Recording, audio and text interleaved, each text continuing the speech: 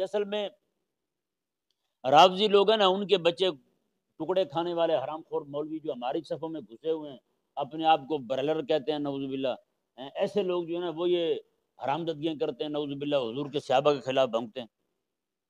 حالانکہ کریم آقا صلی اللہ علیہ وآلہ وسلم کے صحابہ کرام علیہ رضوان جو ہیں، جنہوں نے اسلام قبول کر لیا، رب کا وعدہ آ گیا، رب فرمایا کہ میں معاف کر دوں گا۔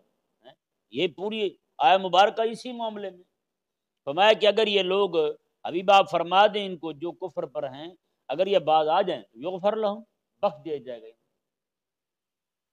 تو مجھے رب تبارک و تعالیٰ خود بخش رہا ہے، تو کون ہوتا ہے پکڑنے والا؟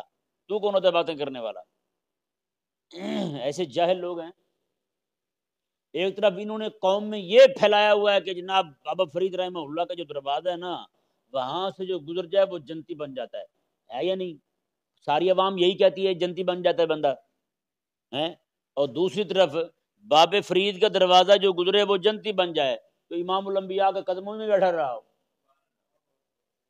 ہے، اور حالت ایمان میں بیٹھا رہا ہو، کلمہ پڑھا ہو، بعد میں بھی اسلام پہ ہی قائم رہا ہو، اور اس سے تمہیں تکلیف ہے؟ جب تم کتے طبیعت کے ہو کہ آقا علیہ السلام کے صحابہ کرام علیہ رضوان کے بارے میں بھی بھونکتے ہو،